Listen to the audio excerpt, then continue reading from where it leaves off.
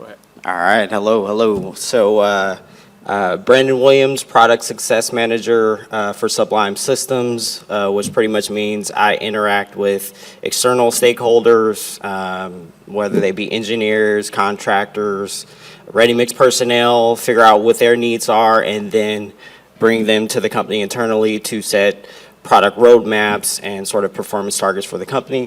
Today I'm going to talk to you about our electrochemically activated silicates. I see a lot of people taking pictures. My email's at the end of this. If you email me, I'll send you a PDF of the presentation for today. I am going to first talk about our process overall, then talk about where we are as a company, then our sort of validation philosophy, and then lastly share some data for our silicates, which are pretty relevant for the topic today. So looking at this slide here in the yellow box, you should see something that's fairly familiar. It's the cement manufacturing process.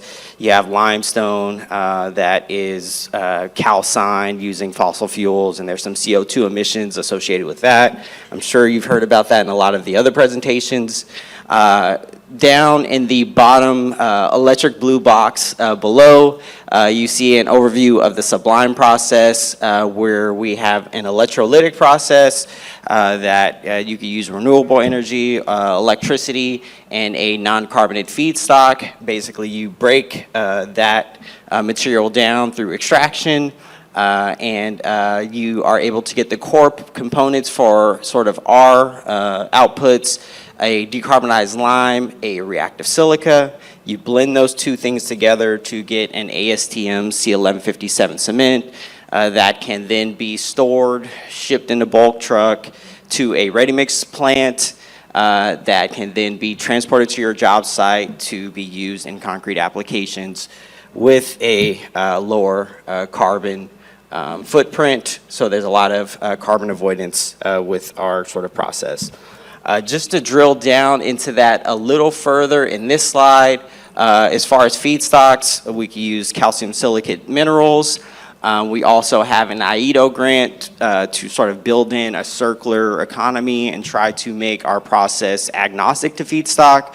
We're doing some work with electric arc furnace slag, or we've also put recycled concrete through our system just to basically extract the materials that we need. So through this process, there's also a lot of high-value co-products that come out of it. You have iron oxides that are used for pigments, aluminum oxides that have numerous use cases, and then magnesium hydroxide for like fire retardants or carbon sequestration. For our process and our core components, once again, the reactive silica and the decarbonized lime. Ultimately, we make our C1157 performance-based cement, or SCMs, or what I'm here to talk to you all about as far as our reactive silicates. So a little bit about where we are as a company. This company was founded by Professor Yetming Cheng of MIT and Dr. Leah Ellis of MIT.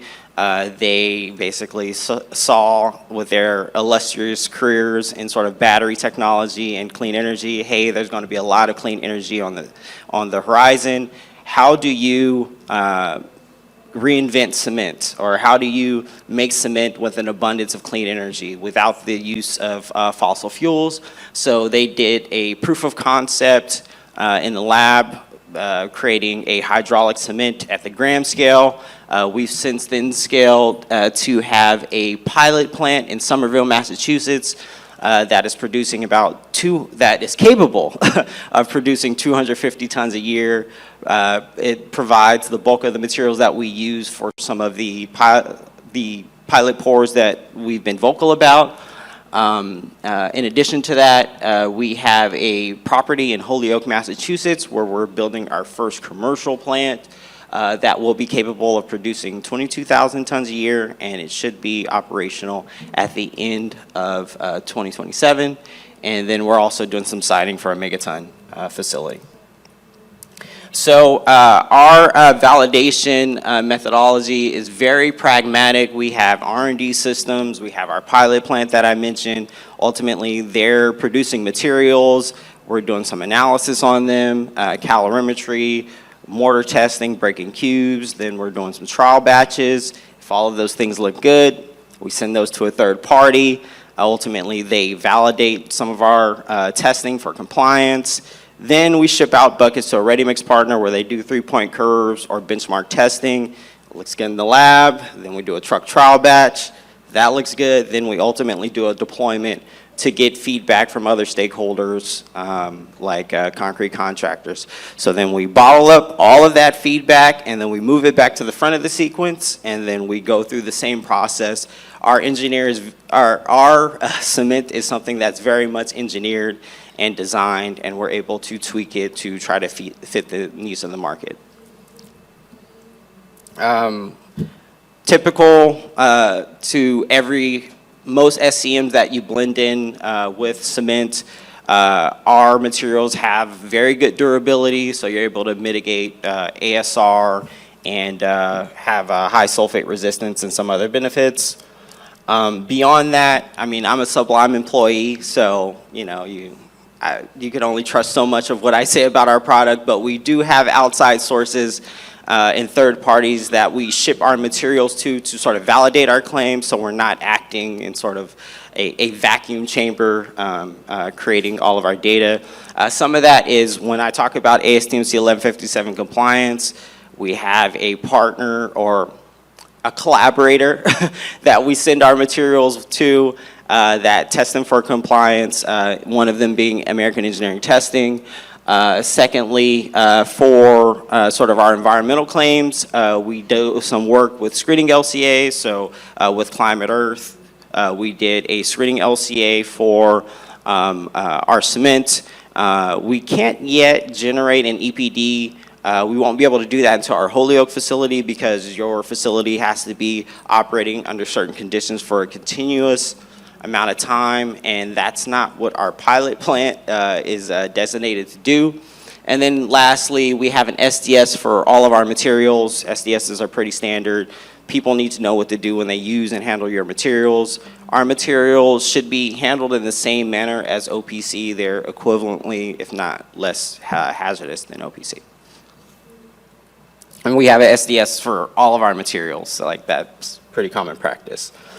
Beyond this, last slide before I start to talk about the silicates, but we've done a couple of field deployments, which we've been pretty loud and proud about.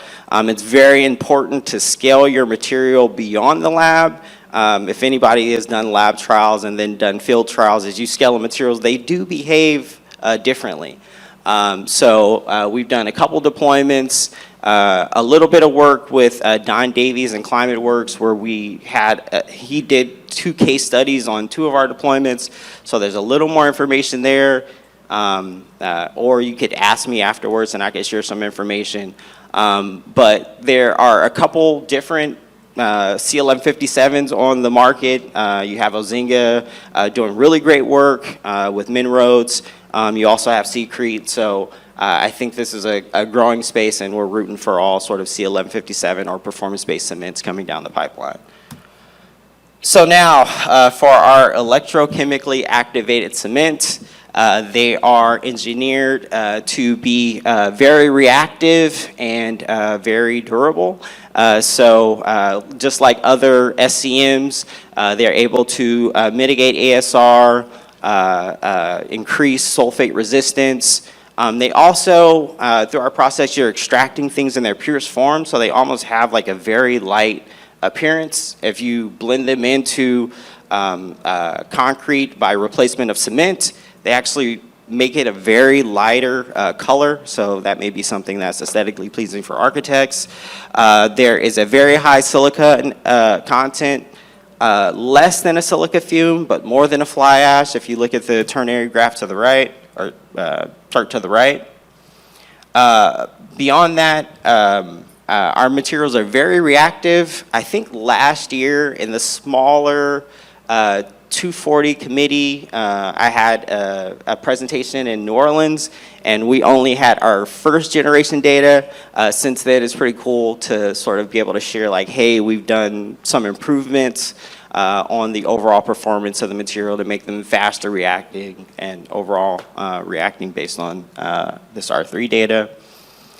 And then lastly, we've done some C618 strength activity index testing, testing against other sort of commercial SCMs on the market, and we see our materials have a higher early age strength and a higher overall strength, and we were able to tweak them a little further to increase sort of the 3 and 7 day performance. And we don't see a lot of retarding or slowing down of early age strengths, so theoretically you can blend these materials at higher than sort of 20 or 30% and still have that same sort of set time as a traditional OPC. So yeah, this is the bulk of the presentation today. My background is in ready-mix and concrete contracting. I'm not a chemist, but I could do my best to try to answer any questions that y'all have from the presentation. Here's my contact information. Feel free to contact me if you have any questions or, yeah. So I'll open the floor.